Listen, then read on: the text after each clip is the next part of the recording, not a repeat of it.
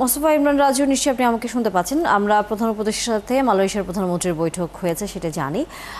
প্রধান উপদেষ্টার আজকের সারাদিন আসলে কর্মসূচি কি এরপরে? তানিয়া, আমি আগেই বলে রাখি, দীর্ঘ এক দশক পর বাংলাদেশের কোন রাষ্ট্রপ্রধানের আহ, মালয়েশিয়ার এই সফরকে ঘিরে কিন্তু প্রবাসীদের মাঝে দারুণ উৎসাহ ও উদ্দীপনা বিরাজ করছে। এবং আজকের এই যে মিটিংটা হয়েছে, এতে কিন্তু এখানকার প্রবাসীরা খুব উচ্ছ্বসিত যে আরো কিছু সিদ্ধান্ত আসবে বলে তারা প্রত্যাশা করছেন।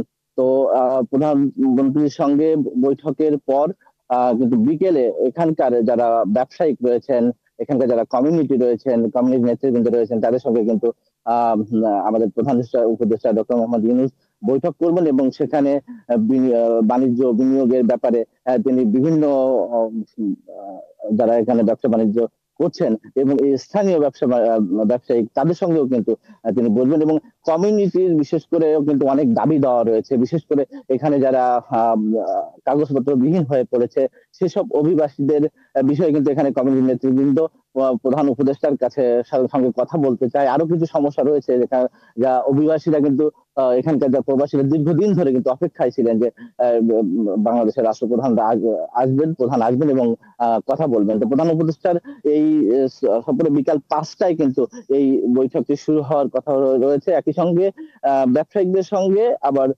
তার পরপরই কিন্তু এখানকার সাধারণ প্রবাসীদের সঙ্গে তিনি বসবেন এবং এরপর রাত 10টায় কিন্তু একটা সংবাদ সম্মেলন হওয়ার কথা রয়েছে, যেখানে এই 3 দিনের সফরের প্রথম দিনের যে আপডেট সেটা নিয়ে কিন্তু এখানে স্থানীয় যে গণমাধ্যম কর্মীরা রয়েছেন প্লাস ঢাকা থেকে আগত সাংবাদিক তাদের সঙ্গে কিন্তু এখানে সংবাদ সম্মেলন করবেন প্রধান উপদেষ্টার যে প্রেস সচিব রয়েছেন তিনি। তো জানিয়া আমি আরেকটা তথ্য আপনার মাধ্যমে দিতে চাই যে এখানে যারা প্রবাসীরা রয়েছেন তাদের কিন্তু একটা আহ প্রত্যাশার জায়গা ছিল যে এখানে বিশেষ করে যে শ্রম বাজার, সেই শ্রম বাজারে অভিবাসন ব্যয়টা কমবে। একই সঙ্গে এখানে যারা দীর্ঘদিন ধরে বসবাস করছেন তারা নানাবিধ সমস্যা রয়েছেন, ইমিগ্রেশনের আটক হচ্ছেন প্রতিদিন, এসব নিয়ে কিছু জটিলতা রয়েছে।